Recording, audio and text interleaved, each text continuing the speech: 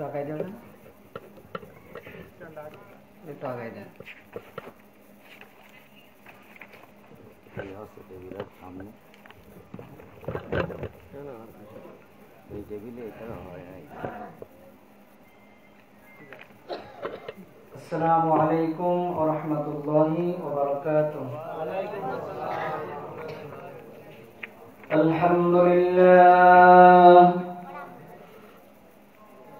আলহামদুলিল্লাহ নাহমাদুহু ওয়া নাস্তাঈনুহু ওয়া নাস্তাগফিরুহু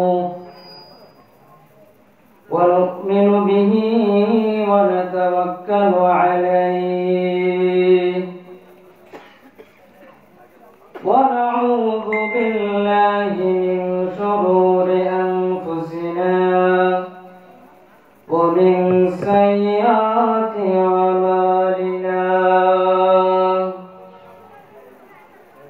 من يهده الله فلا مضل له ومن يضلله فلا هادي له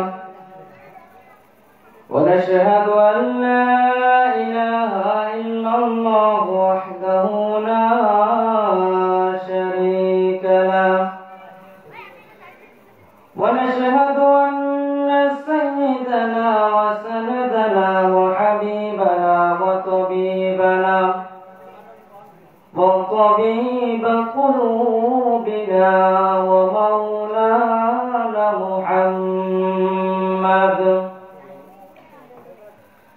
ومولانا محمدا عبده ورسوله. أما بعد فأعوذ بالله من الشيطان الرجيم. بسم الله الرحمن الرحيم. واضرب لهم مثلا رجلين جعلنا لأحدهما جنتين من عناب وحففناهما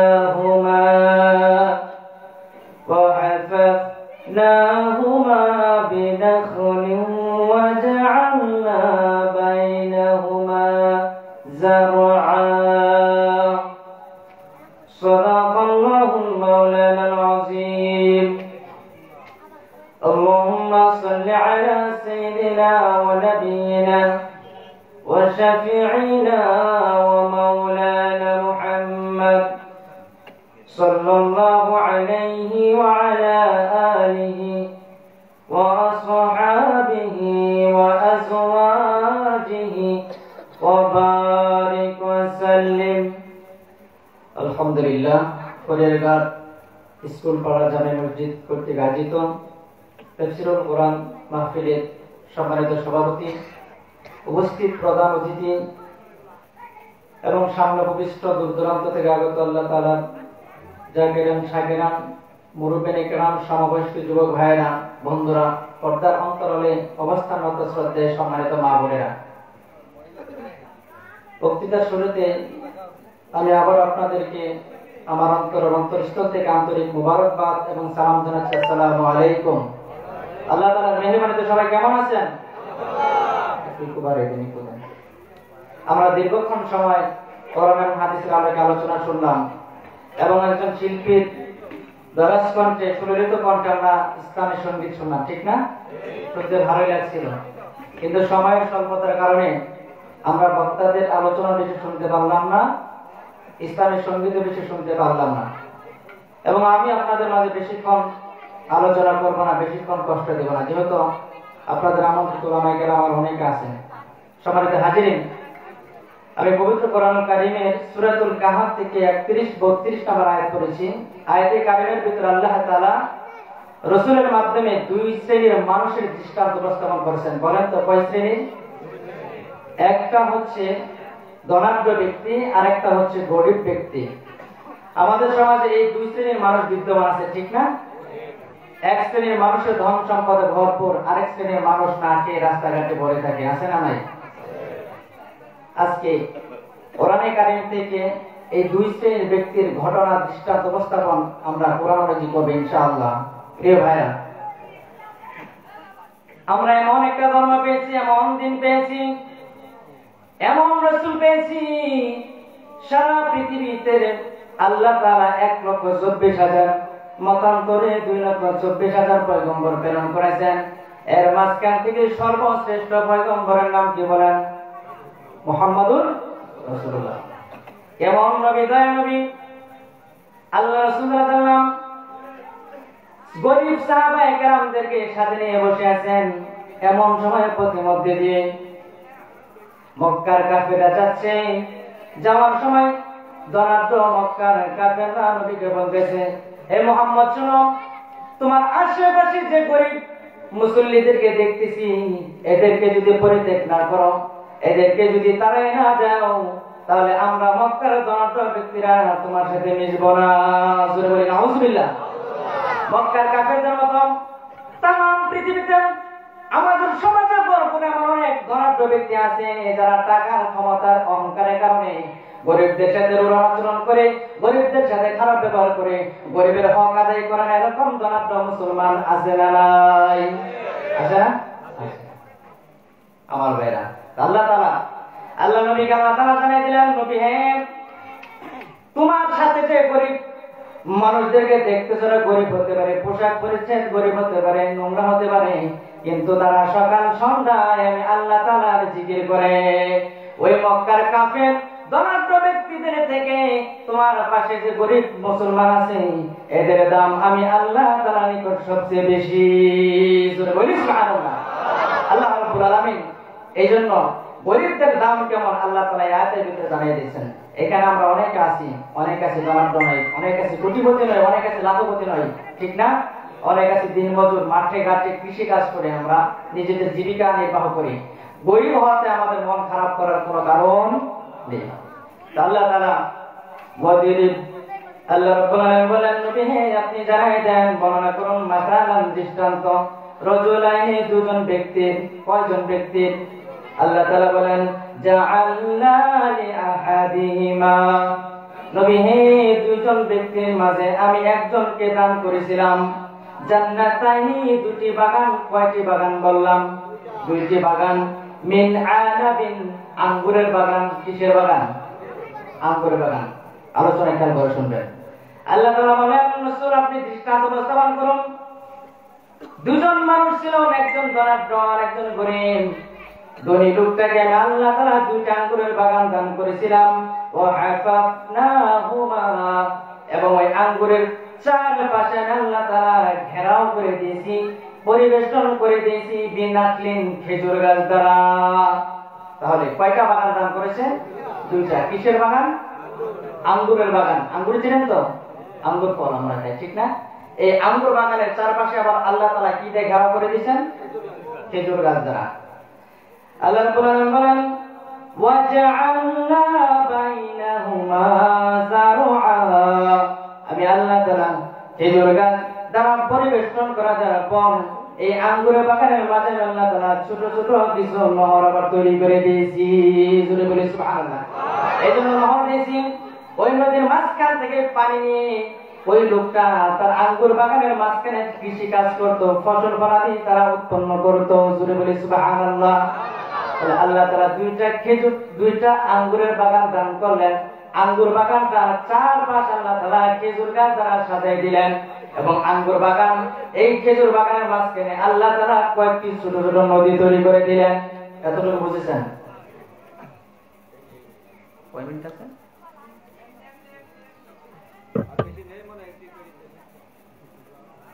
8:35 পর্যন্ত, বেশি সময় নেই আসলে, ঠিক না?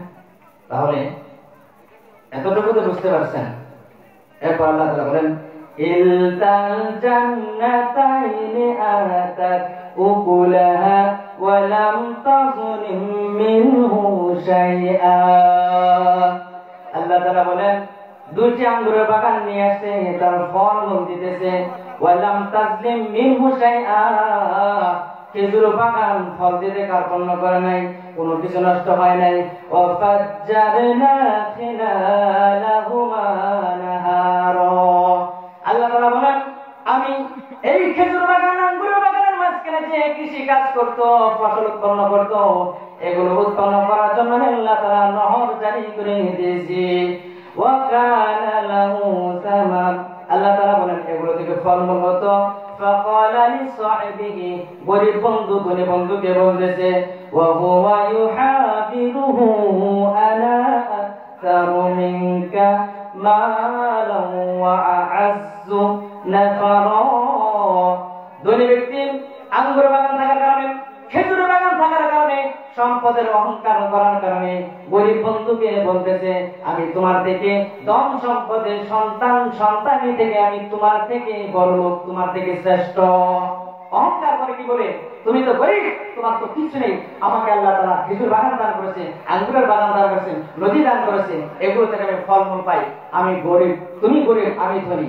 ধনীর অহংকার করতেছে, কি করতেছে? আল্লাহ তাআলা এই অহংকারকে কিভাবে পতন করে দিলেন এর দৃষ্টান্ত আল্লাহ তাআলা কোরআনে কারীমের ভিতরে সূরা কাহাফের ভিতরে আল্লাহ তাআলা ধারাবাহিকভাবে বর্ণনা করেছেন। এবং দেখেন গরিব বন্ধু বলতেছে কিয়ামতের ময়দানে কিয়ামত হবে, সংগঠিত তোমাকে হিসাব দেওয়া লাগবে। ধনী বন্ধু বলে কিয়ামত আমি বিশ্বাস করি না, আল্লাহ আমি বিশ্বাস করি না। জোরে বলেন আউযুবিল্লাহ। ওয়া মা আযুন্নু সাআতা কায়মা, আমি বিশ্বাস করি না, ধারণা করি না যে কিয়ামত সংগঠিত হবে। জোরে বলেন আউযুবিল্লাহ। আমার ভাইরা 1 মিনিট সময় নিব। কয় মিনিট? 1 মিনিট। বক্তব্য উপস্থিত, আলোচনা করা চলবে না, ঠিক না?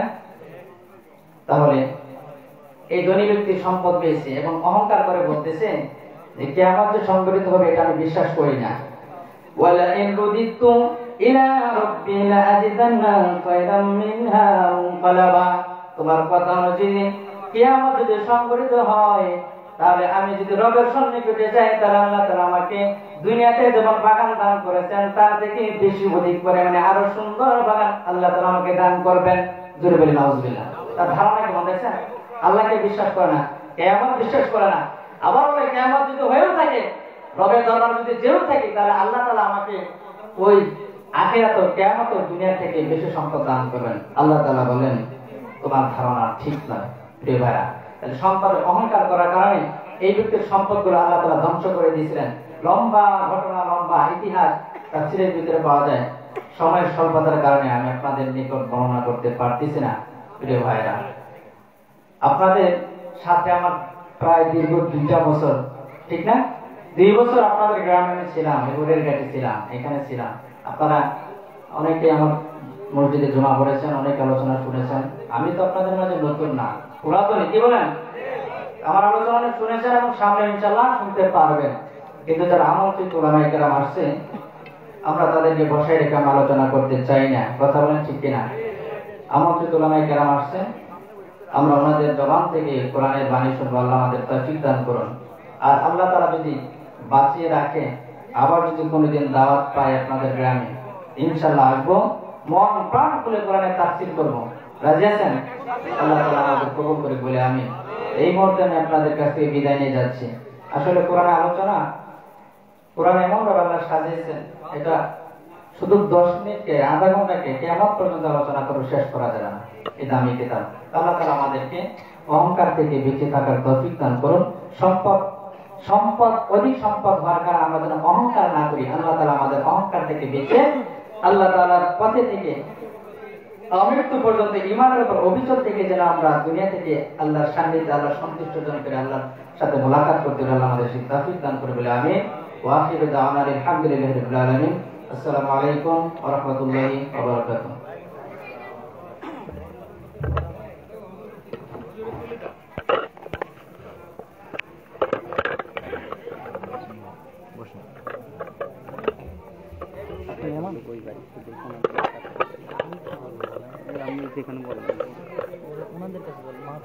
এখন কে ভাই?